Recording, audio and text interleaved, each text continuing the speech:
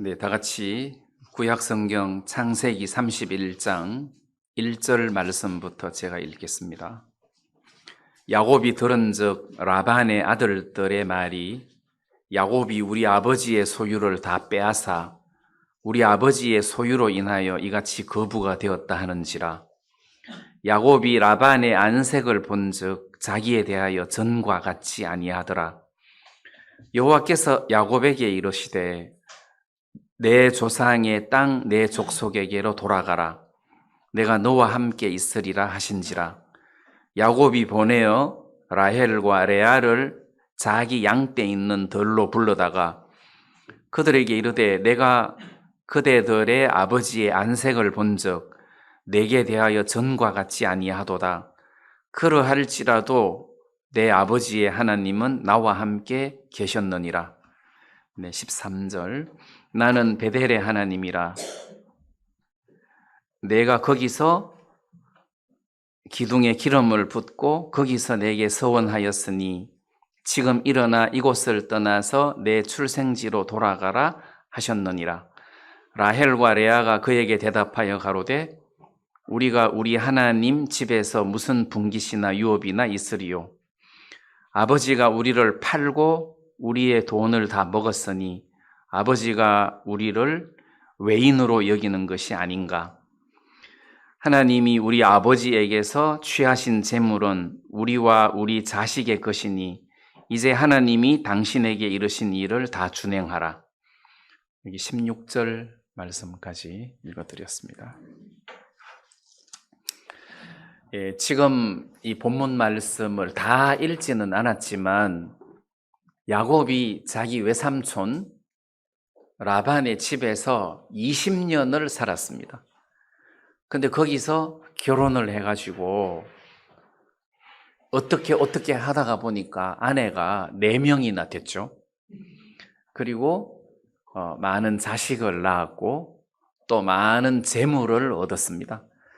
근데 이제 20년 동안 야곱이 그 외삼촌 집 라반에 살면서 처음에는 진짜 행복하고 또 외삼촌도 자기한테 너무 잘해주고 그리고 또 결혼도 하고 또 재산도 불어나고 너무 재밌었어요.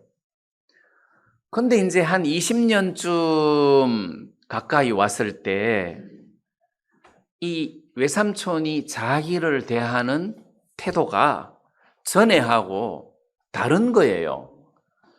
왜냐하면은 이 야곱이 외삼촌 자기 양을 치는데 공짜로 양을 치는 것이 아니라 품삯을 주는데 뭐 품삯을 하루에 양 10마리 이렇게 주는 게 아니라 외삼촌의 양떼 중에서 점 있는 양떼가 나오면 다 야곱의 품삯이다. 이렇게 계약을 하고 정해 놓으면 그때부터 이 새끼를 베고 새끼를 낳을 때마다 전부 다 점 있는 양만 나오는 거예요.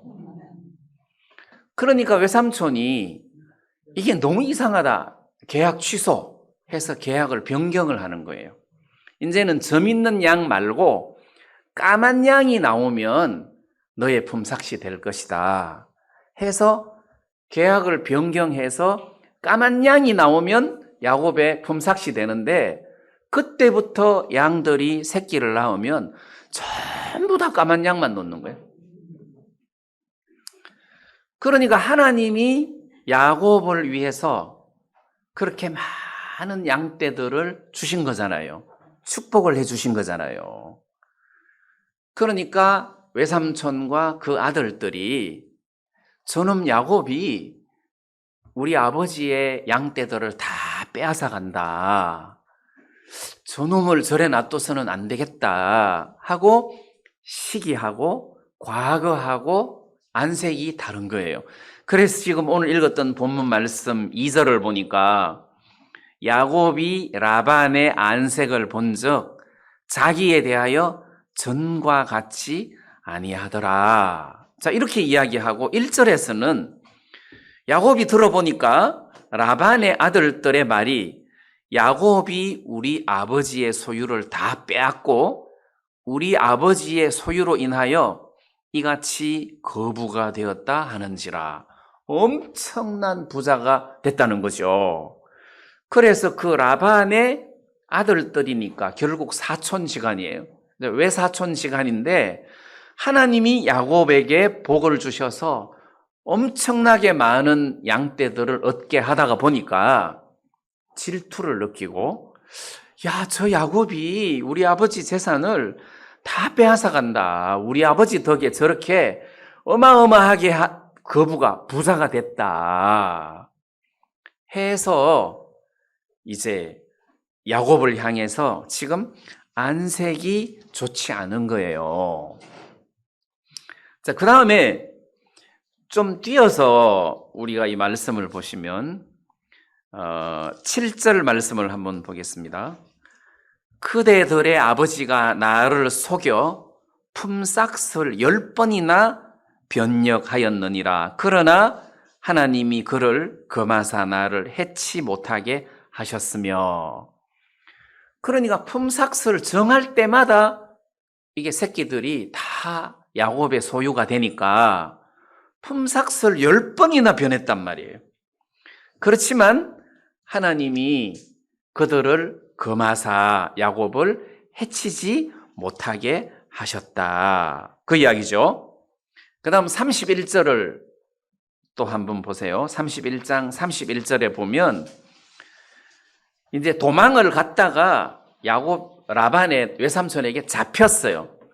그때 야곱이 라반에게 하는 말이, 야곱이 라반에게 대답하여 가로되 내가 말하기를 외삼촌이 외삼촌의 딸들을 내게서 억지로 빼앗으리라 하여 두려워하였음이니이다. 그래서 지금 20년이 지난 시점쯤 해서는 야곱이 두려움을 느끼는 거예요. 그 외삼촌 집에서 사는 것이 전처럼 행복하고 기쁘고 감사하고 이런 게 아니라 두렵고, 하나님이 안 지켜주시면 자기가 충분히 해를 당할 만큼 그 사촌들이나 외삼촌이 자기를 향하여 전과 같지 않더라는 거죠. 자, 이런 어떤 두려운 감각은 사람들이 살다가 보면 다 느낍니다. 아, 저 사람이 옛날 같지가 않구나. 까딱 잘못했다가는 나를 죽일 수도 있겠구나.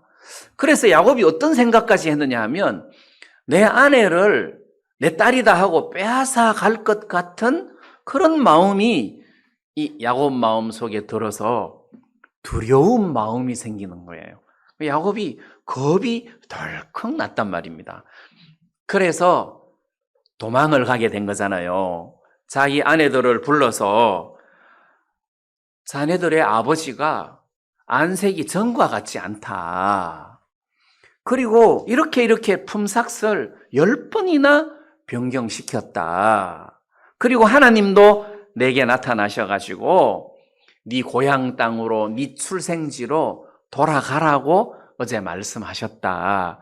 그러니까 우리가 아버지 집을 떠나서 자네들도 가나안 땅으로 가자 했을 때 이 레아와 라헬이 싫어 이렇게 해야 되는데 이 아내들도 마음이 야곱하고 똑같은 거예요. 그래서 14절 말씀에 보면 라헬과 레아가 그에게 대답하여 가로되 우리가 우리 아버지 집에서 무슨 분깃이나 유업이나 있으리요? 아버지가 우리를 팔고 우리의 돈을 다 먹었으니 아버지가 우리를 외인으로 여기는 것이 아닌가?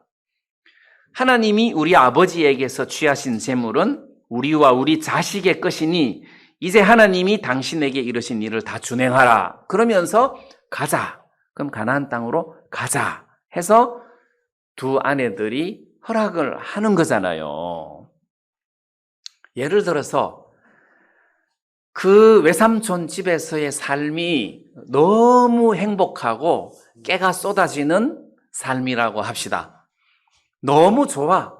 사촌들도 잘해주고 외삼촌도 잘해주고 품삯을 정해놓으면 제때 꼬박꼬박 주고 자기는 막 거부가 됐음에도 오히려 야 조카 네가 하나님 은혜를 입어서 그런 거니 뭐 여기서 계속 우리하고 같이 살자 그러면서 막 이렇게 깨가 쏟아지는 삶을 사는데 하나님이 야곱아 가나안 땅으로 가라 그러면 벌써요? 여기 있으면 안 돼요? 얼마든지 이럴 수 있고 야곱은 또 예스 하고 순종을 할 마음이 준비되어 있다 할지라도 라헬과 레아는 아니 여보 여기 이렇게 살기 좋은데 뭔 가나안 땅을 간다고 그래 하고 이렇게 안 가려고 그러고 반대하고 그냥 여기서 살자 그러고 이 야곱의 발목을 잡으면 야곱이 움직이기가 쉽지 않다는 거죠. 그래서 제가 무슨 이야기를 드리려고 하느냐 하면 야곱이 이렇게 살아가는 동안 처음에는 참 행복하고 좋았어요. 근데 한 20년쯤 지났을 때 외삼촌이나 그 아들들이 자기에 대해서 안색이 전과 같지 않더라. 야곱이 내가 여기서 계속 살다가는 무슨 일이 나겠다 하고 두려움을 느꼈다는 거죠. 그래서 하나님이 마침 가나안 땅으로 가라. 네 출생지로 돌아가라. 그러니까 야곱이 예 하고 떠나서 가나안 땅으로 가면서 라반 외삼촌에게서 탈출을 하고 도망을 간 거잖아요. 그래서 제가 어떤 생각이 들었느냐 하면 제가 선교회를 나온 지가 이제 5년이 넘었고 5년 6개월이 넘었는데 거기서 깨가 쏟아지는 삶을 살았으면 하나님이 너 거기서 나와 해도 내가 나오겠습니까? 안 나오겠습니까? 안 나오겠죠. 근데 하나님이 거기서 나올 수밖에 없는 환경을 자꾸 만들어 주시는 거예요. 그래서 무슨 뭐 롯의 처처럼 뒤를 돌아보고 싶은 마음이 1도 없었어요. 근데 마침 제 아내도 마음이 나하고 같이 통해서 같이 선교회를 나오는데 그 선교회를 나와서 보니까 나오는 것도 아무나 나오는 것이 아닌 거예요. 그것도 믿음이 있어야 나오는 거고 하나님 은혜를 입어야 나오는 거지 그것도 아무나 하는 것이 아니더라고요. 며칠 전에 어떤 목사님이 저에게 전화를 하셨더라고. 들어오라고. 내가 뭐라고 했겠습니까? 당연히 안 간다고 했죠. 근데 내가 말은 안 했지만 속에서 어떤 생각이 들었느냐 하면 그쪽 그 아버지의 품꾼들이 양식이 풍족하고 행복하게 살면 내가 거기를 가고 싶고 동경이 될 텐데 그쪽 아버지의 품꾼들이 너무 불쌍해 보이는데 내가 거기 가고 싶겠습니까? 탕자가 아버지 집을 생각하면서 내 아버지 집에는 양식이 풍족한 품꾼이 얼마나 많은고 품꾼이 부러웠단 말입니다. 품꾼이. 근데 나는 품꾼이 전혀 안 부러운 거라. 근데 내가 어떻게 거기를 가겠습니까? 근데 좀 어렵고 힘든 그런 어떤 환경이나 형편이 우리를 거기서 이렇게 도망가게 하고 벗어나게 하는구나. 그런 생각이 들었다는 겁니다. 무슨 이야기냐 하면 사람들이 좀 어려울 때 하나님께서 말씀하시면 그 말씀이 크게 들어온다는 거죠. 제가 이렇게 이제 사역을 하다가 보니까 하나님이 여기서 하는 사역에 깨가 쏟아지는 사역을 내가 맛보고 경험을 하고 있으면 이거 하나님 음성이 안 들려. 하나님이 나를 자꾸 두렵게 하시고 가슴 아프게 하시고 힘들게 하시는 거라. 근데 힘들게 하시고 두렵게 하실 때 하나님의 말씀이 크게 보인다는 거예요. 인도에 있을 때 물론 선교사들이 가난하고 선교비를 넉넉하게 지불하지 않으니까 집세 내고 나면 쓸 돈이 없어. 근데 마침 우리 교회에 한국 자매님이 한 분 계셨는데 이분이 11조를 50만 원씩 내. 그러니까 이분의 11조면 집세를 내고도 남아. 그러니까 한국에서 선교비로 집세를 내고 자매님 연보한 연보로도 충분히 살 수가 있으니까 다른 교회의 선교사님은 한국 자매 하나가 인도 형제 100명보다 낫다. 그렇게 말할 정도로 재정적으로 힘이 되는 거예요. 그러니까 나는 물질적인 부분에 대하여 뭐 걱정을 하거나 이렇게 압박받을 필요 없이 그냥 열심히 복음만 전하면 되니까 너무 안정적인 삶을 살게 되는 거예요. 근데 그런 하나님이 그런 나를 가만 놔두겠습니까? 어느 날 그 자매님이 시험 들어가지고 교회를 안 나오시는 거라. 그러면 나는 의지했던 것이 다 무너지는 거예요. 그러면 그 자매를 늘 쳐다보다가 노뱀을 쳐다보는 게 아니라 짱대만 쳐다보고 있다가 드디어 노뱀을 쳐다보게 되는 거예요. 그 사람이 그렇더라는 거지. 평소에 이렇게 멀쩡할 때, 이렇게 기분이 좋고 삶이 굉장히 은혜로울 때는 노뱀을 누가 쳐다보겠습니까? 노뱀을. 근데 다 죽어갈 때, 뱀에게 물려갖고 다리가 퉁퉁 부을 때, 그때 노뱀을 쳐다본단 말입니다. 그게 인간이더라고요. 그래서 하나님이 나를 어렵게 할 때가 있더라. 왜 어려움을 주시겠습니까? 노뱀을 쳐다보라고, 하나님의 말씀을 의지하라고, 하나님의 언약의 말씀을 의지하고 그 말씀을 믿으라고 우리를 어렵게 하시고 연약하게 하시는 것이지, 그냥 깨가 쏟아지도록 행복하게 잘 살게 하는 것이 하나님의 뜻이 아니라는 겁니다. 그래서 야곱이 이제 바단 아람 외삼촌 집에서 가나안 땅으로 가는 데 있어가지고 하나님이 야곱에게 말씀을 하셨어요. 네 출생지로 돌아가라. 가나안 땅으로 돌아가라. 자, 이렇게 말씀을 하실 때 오늘 31장 13절에서는 하나님이 이렇게 말씀하고 계십니다. 나는 베델의 베델 하나님이라. 내가 거기서 기둥에 기름을 붓고, 여기 나는 베델의 하나님이다. 베델 하나님이다. 지금 야곱에게 이렇게 이야기를 하고 계신단 말이에요. 그러면 베델 하나님이 무슨 의미입니까? 베델. 이 베델은 야곱이 그 형 에서의 축복을 가로채고, 그 다음에 형 에서가 야곱을 죽이려고 하니까 그 엄마 리브가가 야곱에게 권하기를 외갓집으로 좀 도피를 해 있어라. 형이 너를 죽이려고 하니 네가 외갓집으로 도망을 가는 것이 상책이다 해서 어머니가 야곱을 떠밀었잖아요. 그동안 집안에서 야곱은 엄마의 사랑과 총애를 받으면서 무난하게 잘 살았어요. 그러다가 이제 형이 자기를 죽이려고 하니까 그 형의 낯을 피해서 도망을 가게 됐단 말입니다. 도망을 가는데 가다가 해가 진 거예요. 그 빈 들에서 잠잘 데가 어디 있습니까?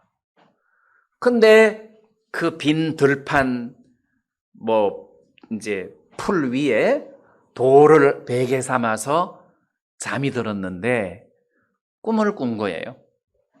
꿈에 사닥다리가 땅에서부터 하늘까지 쫙 펴지더니 하나님의 천사가 하늘에서부터 땅으로 내려왔다가 땅에서 하늘로 올라갔다가 오르락 내리락 하는 꿈을 꿨단 말입니다.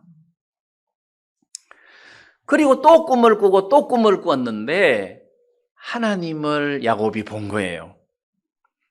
그때 야곱이 하나님께 기도하면서 고백하기를 과연 여호와께서 여기 계시거늘 내가 알지 못하였노라 이렇게 이야기했단 말입니다.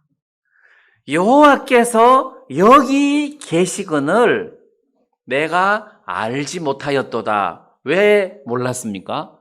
관심이 없었으니까. 그동안 삶이 너무 편안하고 모든 조건이 안정적이니까 하나님이 여기 계셔도 하나님을 볼 만한 눈이 안 열렸다는 거예요.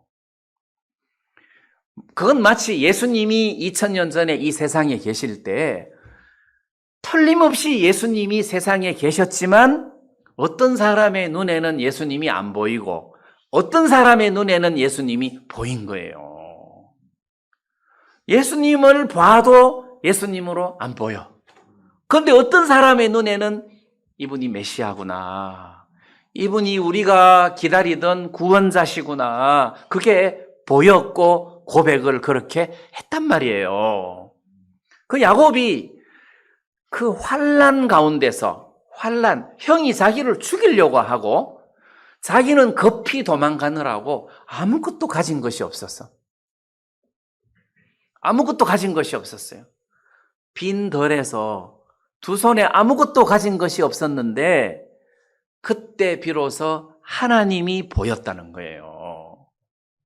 하나님이 보였다.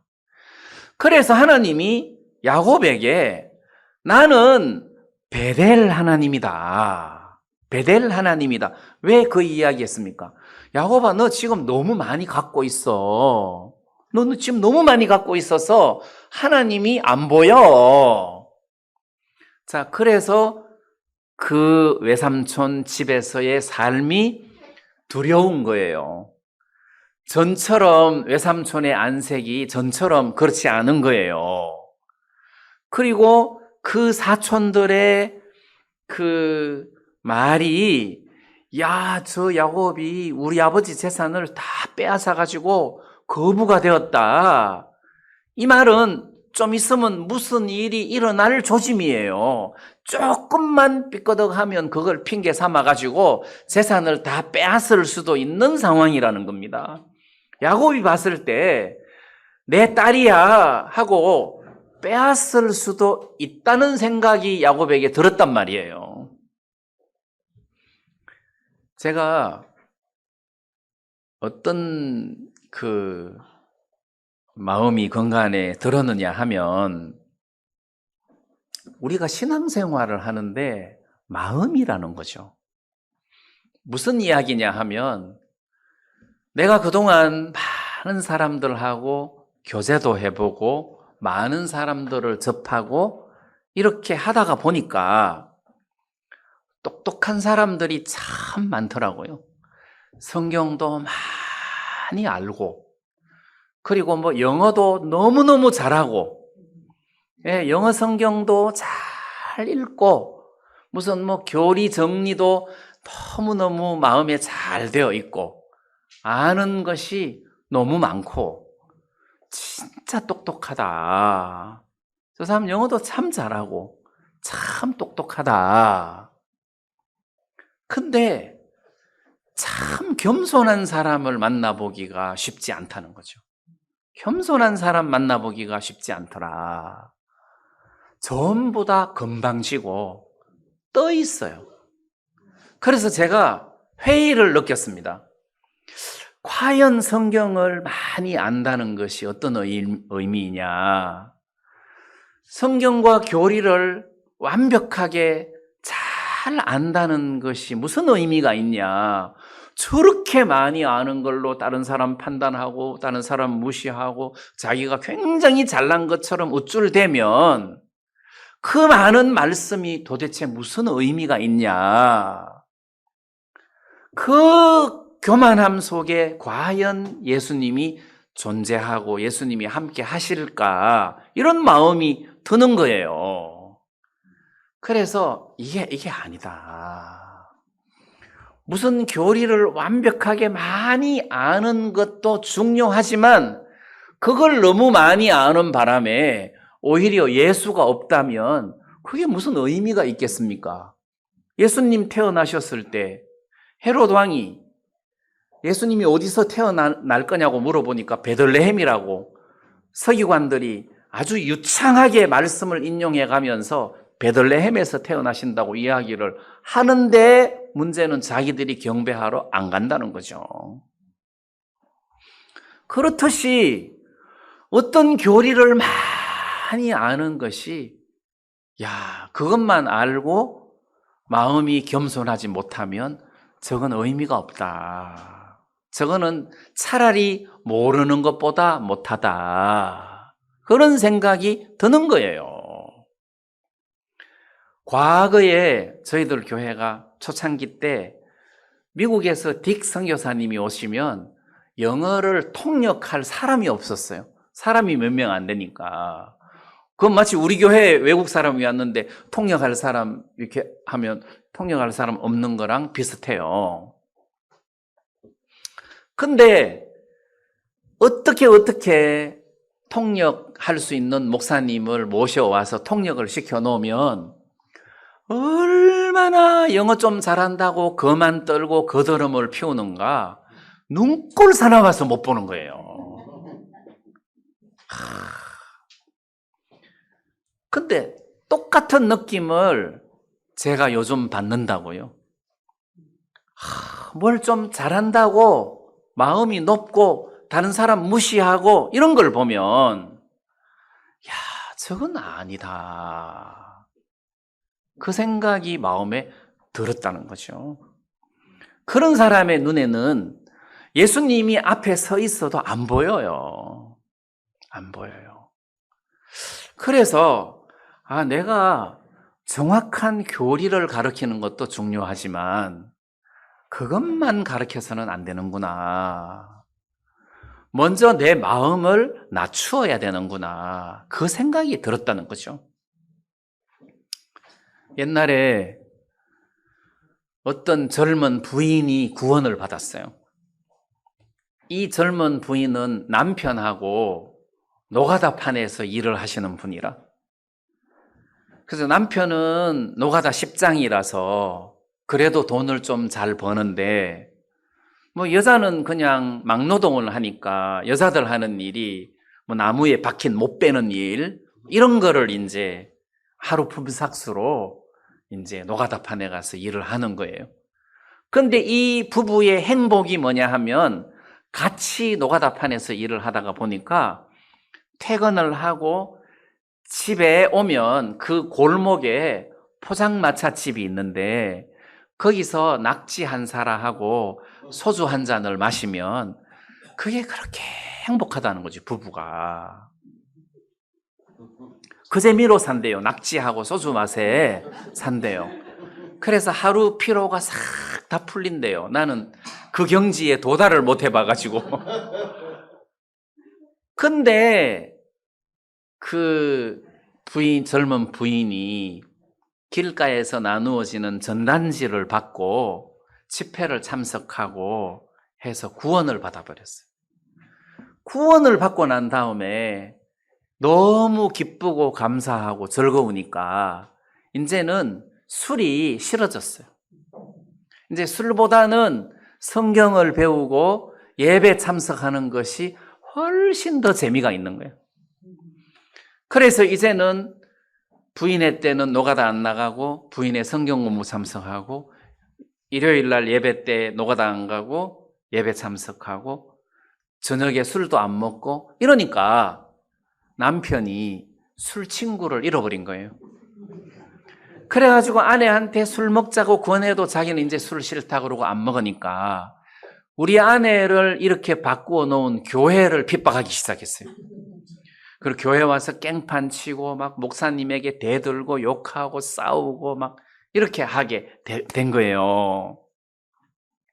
아무리 해도 교회가 물러섭니까? 이 아내는 더 적극적으로 예배를 드리는 거예요. 그래서 어느 날, 야, 진짜 나는 너무 힘들다. 요즘 너무 힘들다. 차라리 죽어야 되겠다. 그래가지고 어떻게 수면제를 한 주먹을 구해가지고 소주 2병을 그대로 마시고 죽은 거예요. 자살을 한 거예요. 그럼 자살을 하면 영원히 자살을 해야 되는데 이틀 뒤에 깨난 거예요. 이틀 뒤에 깨난 거예요. 그래서 이제 술이 깨고 이제 약기운에서도 깼는데 자기 방에서 깼는데 이제 그때는 이제 제정신이 아주 맑은 정신이 든 거예요. 내가 왜 이렇게 누워있지? 내가 수면제를 먹었구나. 내가 못 죽었구나. 왜 죽으려고 했지? 아내가 이렇게 저렇게 돼서 내가 죽으려고 했지. 그러면서 이제 자기 인생을 쭉 생각을 하다가 보니까 자기같이 병신이 세상에 없더래. 자기가 무슨 자격증이 있나, 무슨 기술이 있나, 그러니까 노가다밖에 갈 수가 없는 거예요. 학력이 있나, 그리고 마누라가 치마를 듣나, 그 파리 목숨 같은 목숨도 하나 못 끊어가지고 또 살아났나, 이 병신아. 이런 자책감이 마음에 막 몰려온 거예요. 그때 너도 구원이나 받아라 이런 생각이 들었어요. 그래, 나도 아내처럼 구원이나 받자 이 마음이 들었단 말이에요. 그래서 교회를 가서 목사님 저 구원받고 싶습니다. 그러니까 목사님이 안 믿어지는 거예요. 왜냐하면 며칠 전까지만 해도 깽판 치던 사람이 갑자기 구원받고 싶다 하니까 이게 또 무슨 수작을 부리나 해갖고 쌍욕을 하면서 쫓아낸 거예요. 네 같은 놈은 구원받을 필요 없어. 너는 지옥 가야 돼. 해서 쫓아냈는데 진짜 진지하게 저 구원받고 싶습니다. 저 구원받고 싶습니다. 그러니까 나는 정말 아무짝에도 쓸모없는 놈이다. 네가 학력이 있나? 자격증이 있나? 네가 무슨 기술이 있나? 아내가 네 말을 듣나? 파리 목숨 같은 것도 하나 못 끊어가지고 또 살아난 병신 같은 놈이 세상에 어딨냐? 그럴 바에야는 차라리 네가 예수 믿고 구원받아라. 그래가지고 최악의 상황에 딱 몰리니까 그 사람 마음이 바뀌어가지고 내가 구원을 받아야 되겠다. 아내가 받은 구원을 내가 받아야 되겠다. 구원이 뭔지도 몰라. 아내가 받은 구원을 받아야 되겠다. 그렇게 생각이 바뀐 거예요. 제가 전에도 말씀드렸지만 어떤 루마니아 선교사가 어느 날 선교사니까 이제 막 선교지에 도착을 해가지고 예배 드릴 만한 때가 없어갖고 아무 교회나 들어갔어요. 아무 교회나 들어갔는데 예배를 마치고 그 당회장 목사님이 낯선 사람이 오니까 인사하러 뒤에 갔더니 루마니아 선교사님이요. 선교사로 파송을 받으신 분이야. 그래서 둘이 교제를 하게 됐어. 근데 그 선교사님이 당신이 지금까지 목회를 하면서 깨달았던 가장 은혜로운 말씀을 한번 이야기해 줘라. 그럼 나도 내가 가장 은혜로웠던 말씀을 한번 이야기하겠다 해서 그렇게 교제를 하기로 했어요. 주제를 정해놓고. 그러니까 그 당회장 목사님이 고린도전서에 심는 이나 물 주는 이가 아무것도 아니로되 그 말씀을 펴놓고 이야기하면서 바울 같은 훌륭한 분도 아무것도 아니라고 하는데 내 같은 인간이 무슨 내놓을 게 있겠습니까? 저는 아무것도 아닙니다. 그렇게 간증을 한 거예요. 그러니까 이 루마니아 선교사님은 당신 믿음은 나보다 훨씬 깊이가 있습니다. 이렇게 대답을 했다고 하잖아요. 근데 요즘 그런 사람이 없어. 하여튼 막 머리에 차고 넘치는 걸 하나라도 더 이야기해 주려고 목에까지 꽉 차 있어요.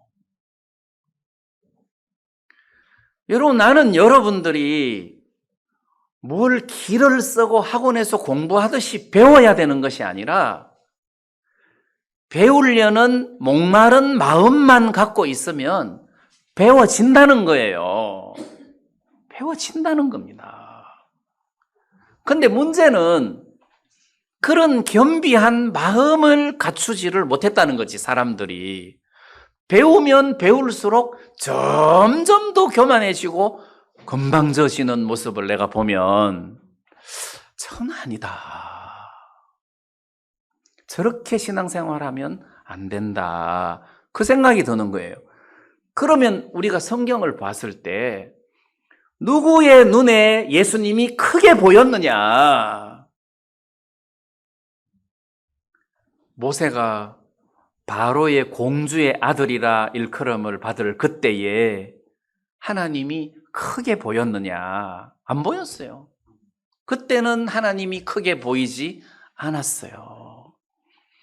근데 40년 광야 생활을 할 때 이도로의 양을 칠 때 그때 하나님의 음성을 듣고 그때 하나님을 보고 하나님의 이끌림을 받더란 말입니다.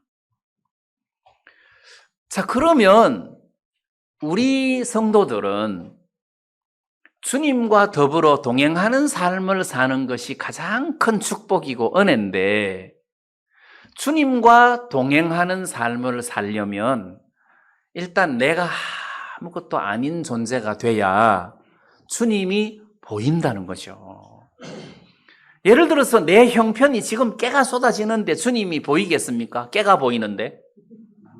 깨가 쏟아지는데 깨가 보이지 주님이 보입니까? 안 보인다는 거죠.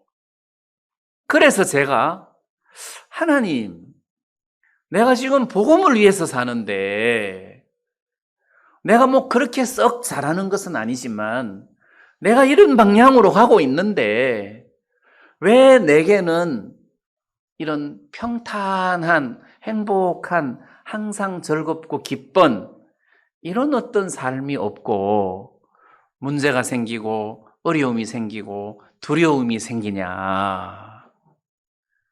그럼 하나님께서 네게 그런 두려움이 없으면 네 눈에 하나님이 보이겠냐? 네가 하나님을 찾을 수 있을 것 같아? 너 하나님 안 찾아. 그냥 감사하다 그러고 말지 네 눈에 하나님이 보일 것 같아? 안 보여.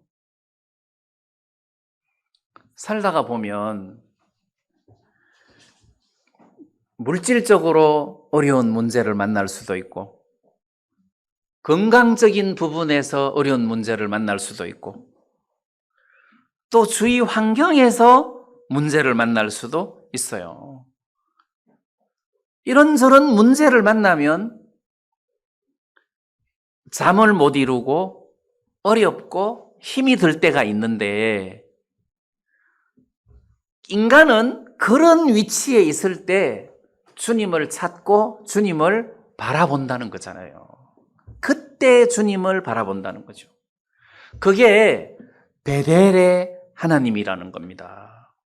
제가 오늘 읽지 않았지만 야곱이 가나안 땅에 들어갔어요. 에서를 만나기 전에 두려워서 벌벌 떨고 막 오만 걱정을 다 하다가 하나님 은혜로 에서를 형을 무사히 은혜 가운데 잘 만났어요.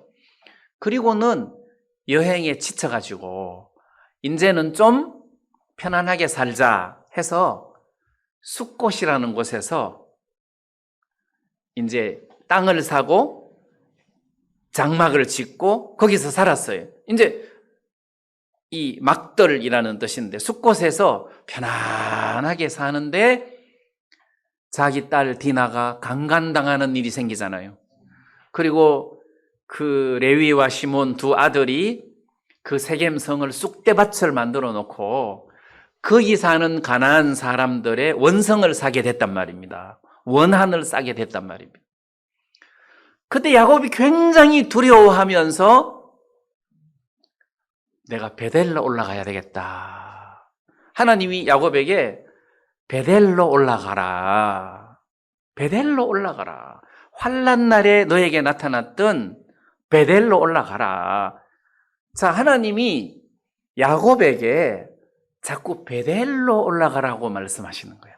환난 날에 너에게 나타났던. 자, 그러면 하나님은 항상 우리 가운데 계시지만 우리 마음이 언제 하나님을 만나냐? 환난 날에. 우리가 어렵고 힘들 때 내가 아무것도 아니라는 인간이 라는 것이 내 마음에 인정이 될 때, 그때 하나님이 보이고 하나님 바로 곁에 설 수 있는 은혜를 입게 된다는 거죠. 내가 아무것도 아니구나.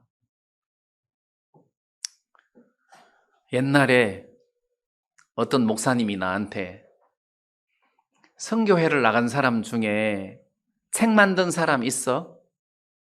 없습니다. 선교회 나간 사람 중에 수양회 하는 사람 있어?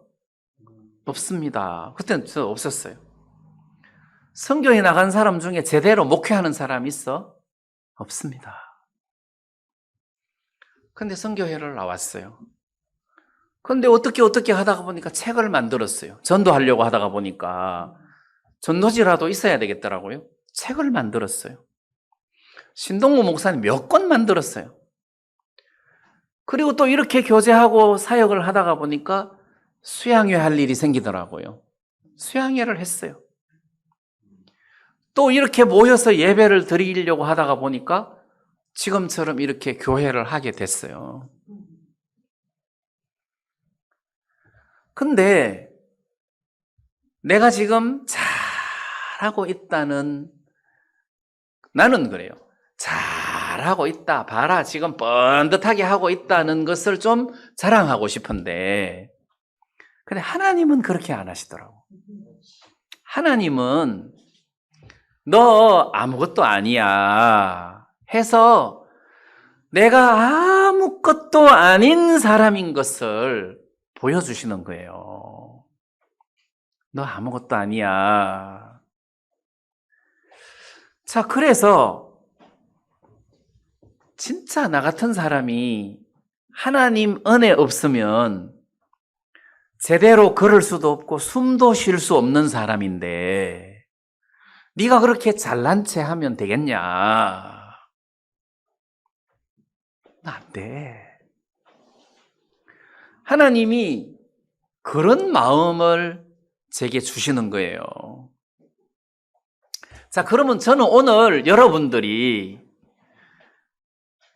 도대체 뭐냐? 뭐 돈을 많이 가지고 있으면 돈 많이 가진 사람은 하루에 6끼 먹습니까? 돈 많이 가진 사람은 뭐 1000년 삽니까? 암이 안 걸립니까? 물론 뭐 병원에도 자주 가고 할 수 있지만 똑같아요. 너는 인간이야. 근데 사람들이 자기가 신인 줄 알아요. 흙으로 만들어졌어. 너는 한 줌에, 그냥 우리 말로는 흙인데 영어로는 더스트잖아요. 먼지. 너는 한 줌에 먼지야. 너는 먼지 덩어리야. 근데 사람들은 금으로 만들어진 것처럼 착각해요. 어떤 사람은 다이아몬드인 줄 알아요. 어떤 사람은 강철인 줄 알아요. 자기는 뭐 부딪혀도 다 이긴대. 인간은 진짜 나약한 그냥 한 줌의 흙이다. 아무짝에도 쓸모없는 가치 없는 한 줌의 흙이다. 자, 그러면 예수님이 보인다는 거죠. 그러면 예수님이 보인다. 구원받은 사람들 눈에는. 자, 한번 생각을 해보세요. 라헬, 야곱의 아내 라헬을 예를 들어서 한번 생각해 봅시다. 라헬이 어느 날 야곱하고 결혼을 했어요. 그런데 이 라헬은 아무것도 없다고 해봐요. 뭐 얼굴도 내세울 만한 것도 없고 기술도 없고 뭐 솜씨라는 솜씨는 빵점이고 뭐 아무것도 없어. 근데 결혼을 하고 나면 이 여자의 운명은 남편의 운명에 의해서 좌지우지 된단 말이에요. 남편에 의해서 운명이 결정이 되는 거예요. 그러면 라헬이 아무것도 없다고 합시다. 그럼 우리 남편을 의지하면 돼. 당신이 하나님께 복을 받은 사람이면 나는 당신의 아내므로 나도 하나님께 복을 받은 사람이다. 축복이 같이 섞여서 오는 거예요. 자, 그런 어떤 상황을 여러분들이 잘 기억하시고, 내가 예수님을 만났어. 예수님과 내가 결혼을 했어. 예수님이 나의 주인이라. 그러면 내 운명은 예수님에 의해서 결정이 된다는 거죠. 예수님과 함께 운명 공동체가 됐기 때문에 내 팔자는 따질 필요가 없어. 내 팔자는 따질 필요가 없어. 이제는 예수님과 결혼을 했기 때문에 예수님 팔자가 내 팔자예요. 누가 이런 고백을 할 수 있느냐 하면 내 팔자가 꼬인 사람이 이런 고백을 한다는 거죠. 근데 팔자가 핀 사람은 지 팔자 잡느라고 예수님 팔자 잡을 일이 없는 거예요. 그러니까 팔자가 꼬여야 이걸 버리고 예수님의 팔자를 잡고 예수님의 운명을 잡고 예수님을 의지하게 되어 있단 말입니다. 인간이 그렇더라고요. 근데 마음이 높으면 주여 주여 해도 이게 마음이 주님과 하나가 안 돼요. 근데 마음이 낮으면 주여 해도 굉장히 주님과 가까워진다는 겁니다. 낮은 마음이 우리들에게 중요한 거 아니에요. 여러분 신앙생활 하는데 사람들에게 문제가 찾아옵니다. 왜 하나님이 우리 인간들에게 문제를 주십니까? 마음을 낮추고 그래서 하나님을 바라보고 하나님께 나아가고 의지하라고 하나님이 우리에게 어려움을 주시는 거 아니에요. 이스라엘 백성들이 애굽에서 나왔어요. 홍해바다를 건넜어요. 근데 광야 40년을 하나님이 이스라엘 백성들을 뺑뺑뺑 돌렸어요. 그 광야 한 달만 하면 충분히 애굽에서 가나안 땅 가고도 남을 거리인데 40년을 뺑뺑뺑뺑 돌렸단 말입니다. 성경에는 왜 하나님이 이스라엘 백성들을 뺑뺑 돌렸느냐? 마음을 낮추려고. 하나님이 너희들을 시험하셔서 마음을 낮추려고. 마음을 안 낮추면 어떻게 되는데? 바로 가나안 땅에 들어가면 거기 젖과 꿀이 흐르는 땅, 심지 않은 과실을 거두고 짓지 않는 집에서 살면서 금방 배가 불러서 교만해져가지고 그 땅의 신을 섬길 것이다. 그래서 40년 마음을 팍 낮추어서 가나안 땅에 들여보내기 전에 하나님이 너희들을 이 광야에서 마음을 낮추신 것은 가나안 땅에 들어가거든 다른 신을 섬기지 말게 하려 함이다. 하나님이 그렇게 말씀을 하셨단 말이에요. 그러면 마음을 낮추려 함이니라. 그 말은 애굽에서 나온 이스라엘 백성들은 마음이 높았다는 뜻이에요. 마음이 높았다. 그 증거로 마음이 높은 사람에게는 하나님이 안 보여. 있어도 안 보여. 구름 기둥이 늘 떠 있는데도 하나님이 안 보여. 하나님의 성막이 자기 진 중앙에 있어도 하나님이 안 보여. 바위가 깨어지고 생수가 나오는데도 그때뿐이라 돌아서면 하나님이 없어. 자꾸 애굽 생각이 나고 애굽에서 고기 먹었던 생각이 나고 하나님을 거스리고 대적하고 원망하고 불평하고 이렇게 하더라는 거예요. 근데 마음이 낮으면 하나님이 보여. 구름 기둥도 보이고 만나가 보이고 생수가 보이고. 마음이 낮은 사람에게는 하나님이 보인다는 겁니다.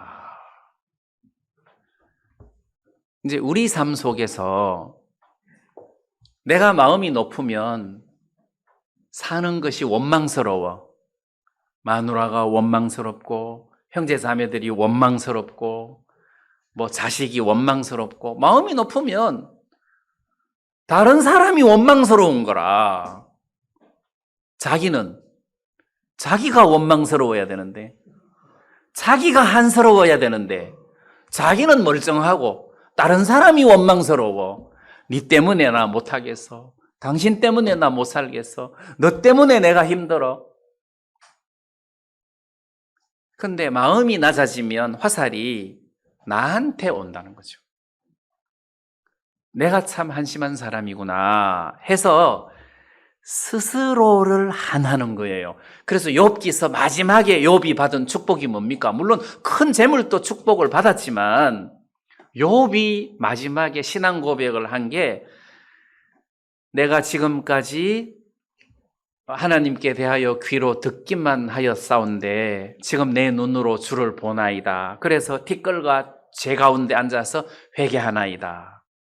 자, 그러면서 욥이 스스로 한하여 이런 표현이 있습니다. 스스로 한하여. 한하다는 말은 자기를 징그럽게 여긴다는 뜻이에요. 자기가 자기를 징그럽게 여긴다. 가치 없는 존재로 여긴다. 이게 신앙 고백에서 가장 기본 아니에요. 스스로.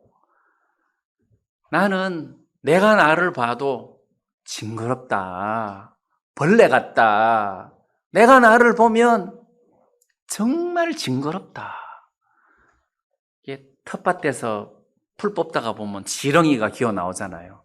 그러면 잠이 깨요.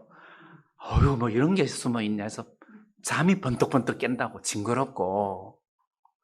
근데 내가 나를 한 번씩 쳐다볼 때마다 징그러운 게 아니라 너무 자랑스러워. 내가 나를 쳐다보면 너무 자랑스러워. 그래서 다른 사람이 징그러워. 다른 사람이.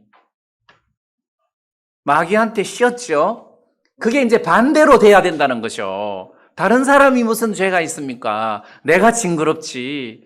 스스로를 한하는 법을 배워야 다른 사람이 훌륭하게 보이고 귀하게 보이고 주님이 크게 보이는 것이, 사람들은 자기를 너무너무 훌륭하게 보는 거예요. 그래서 내가 못났을 때 남편이 크게 보이는 거예요. 내가 가난할 때 남편 주머니에 있는 돈이 그리운 거예요. 내가 연약할 때 강한 남편을 그리는 거예요. 내가 돈도 많고 나도 강하고 나도 힘도 세고 그러면 남편이 필요가 없다는 거죠. 근데 세상에서는 뭐 남편 필요 없어도 문제가 안 되지만 신앙생활 하는 데는 예수가 필요 없어서는 안 되잖아요. 예수님이 있어야 된다. 근데 어떤 사람에게 이 예수님이 크게 다가와서 삶 속에서 내 능력이 되냐?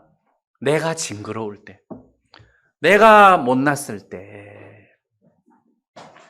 그래서 여러분들이나 저는 신앙생활 하면서 아니, 내가 문제지 당신이 무슨 문제가 되겠느냐. 내가 문제지. 내가 교만해서 그렇지. 나야말로 정말 내놓을 것이 없는 보잘것없는 존재입니다. 내가 이런 인간입니다.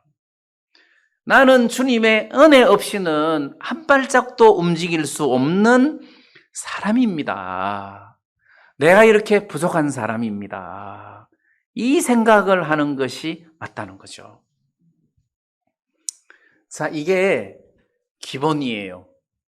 근데 이 기준에서 내가 항상 높다고 생각할 때, 아, 내가 요즘 마음이 높구나 하고 마음을 낮출 수 있는 그런 기회, 그런 계기로 삼아야 되지 않겠느냐. 많이 아는 것이 무슨 소용이 있겠습니까? 지금 마음이 높아서 날아가는데 그 의미가 없습니다.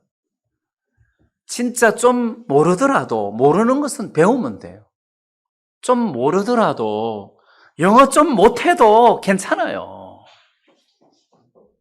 마음이 낮아서 예수님이 크게 보이는 사람은, 그 사람은 행복한 사람이에요. 그 사람은 진짜 훌륭한 사람이에요. 자, 우리가 이렇게 예수님이 크게 보이는, 나는 형편없는 징그러운 사람으로 보이는 이런 시각으로 우리가 신앙생활을 했을 때 하나님의 말씀이 크게 내 마음속에 와닿고 하나님과 동행하기에 가장 용이한 삶이 아닌가, 이런 생각이 들었습니다. 오늘 말씀 여기까지 드리겠습니다.